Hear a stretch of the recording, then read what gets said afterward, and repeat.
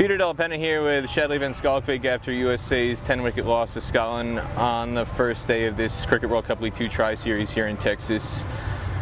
It's personally a good day for you with a career best with the bat, but the team obviously comes in a lopsided result. First, I want to ask you, you came in at a time when the pitch conditions were a little bit different, but how did you feel the pitch was in your experience compared to how much the ball was moving when everybody who went before you got out? I think, to be fair, coming in at that time, you never expect to come in that time, but I think you always prepare for things like that. It was still going around. I think they were very disciplined, the bowlers, so you need to give them a little bit of credit, or a lot of credit to be fair. To bowl us out, they bowled quite well, just good lines, good lengths, and they just sort of stuck with the game plans. It was difficult at the beginning, but I knew, sort of playing enough cricket and quite a bit of cricket in my lifetime, I could draw to my experience and sort of just try and absorb as much pressure as possible. But it's never nice when the strike rate looks like it does. You sort of always be one striking at around 100 or so. But unfortunately, or fortunately, I was able to sort of spend some time in the middle today. There's been a lot made of not having enough left-handers perhaps in the lineup, and USA's lineup is a little bit unbalanced at the moment, especially with Stephen Taylor now out of the team.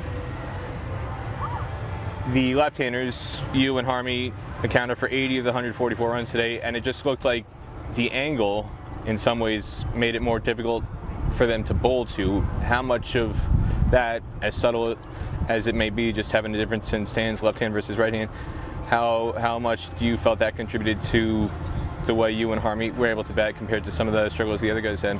I think it played a small part. I think there was a few balls we could, as a left-hander, get off strike, which is quite nice when the things are going nicely, or well for the bowlers. It's easier to get off strike with those regards, and bat from the other side. It's in situations you want to end up batting from the non-strike end, which we say. And I think being a left-hander did help a little bit, but at the end of the day, we're all professional cricketers, and we should be able to manage what comes our way. Why do you think it was so difficult to manage?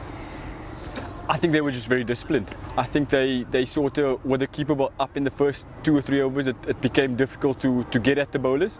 So I think they were disciplined, and they just executed their game plans as well as they can, and sort of on a wicket that was bowler friendly in the morning. I think they bowled very well and just stuck to their guns and did extremely well. So it must be credit to them. They bowled very well.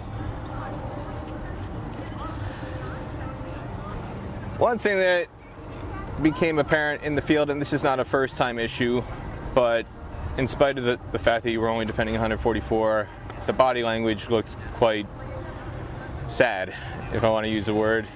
And I spent the majority of the fielding innings out kind of in the grandstand on what used to be the home plate area here at the stadium here, and I think you might have been the only person I could hear in the field.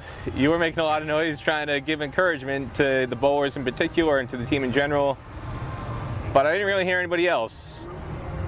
What was it about the atmosphere in the field that made it so despondent in a way, and the guys just looked like, whether through body language or their lack of verbal support, they just looked disengaged and like they had already been defeated before Scotland came out to bat?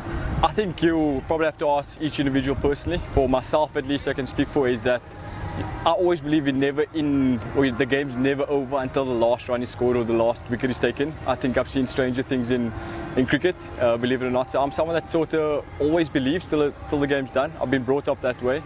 I think that if I probably had to try once for other guys, I think when they got off to a good start, it became difficult. A few boundaries there. It probably for some guys stays difficult to stay in the game, but I think it's something we usually pride ourselves on with being nice and vocal in the field, and today wasn't the day, unfortunately, for us. But I'm hoping we can bounce back, and good teams bounce back, and from that bouncing back, we should be able to play some good cricket in the future. Is that something that you noticed? And is that a contributing reason why you went through the extra effort to be a little bit more vocal Of course, definitely. I think if a guy sort of, what I say, fighting for you and fighting for the team with the ball in the hand or with the bat in the hand, it's nice to be with him and in the corner fighting with him. So something I firmly believe on. I think Gareth and Nosh bowled well, and to have this support that they deserve the wicket. I think if it went their way, it would have been quite nice. But know that there's teammates that are fighting in the corner, even when the chips are down sometimes. I know you weren't part of the T20I squad over this past weekend against Nepal, but it's now 5 losses in a row, 1 loss to end the Namibia tour, and now 4 straight here in Texas after such an incredible start to that tour in Namibia. You've basically got 2 ends of the pendulum swinging and no in between. It's one extreme or the other. What do you think is the cure to rectify that?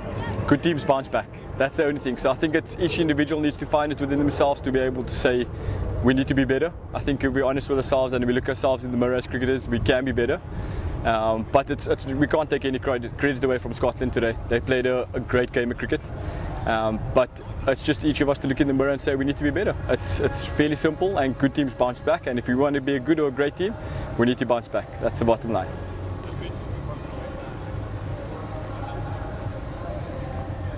Anything else you want to say about today's performance? In particular, is there any positive that you can take away from today that you can try and build on for the next match against Nepal on Sunday? I do think so, and I think not necessarily too much, if I can say, from our change room, but you always need to learn from fellow cricketers, and I think the way Scotland played the game today is good for us to learn from with regards to the discipline of the bowling, sticking to the plans, not going outside of the plans, and also coming in and being very clinical with the bat. I think that's something we can learn from as a team, and if we can take a leaf out of their book, that's one of the leaves or the few of the leaves we can take out.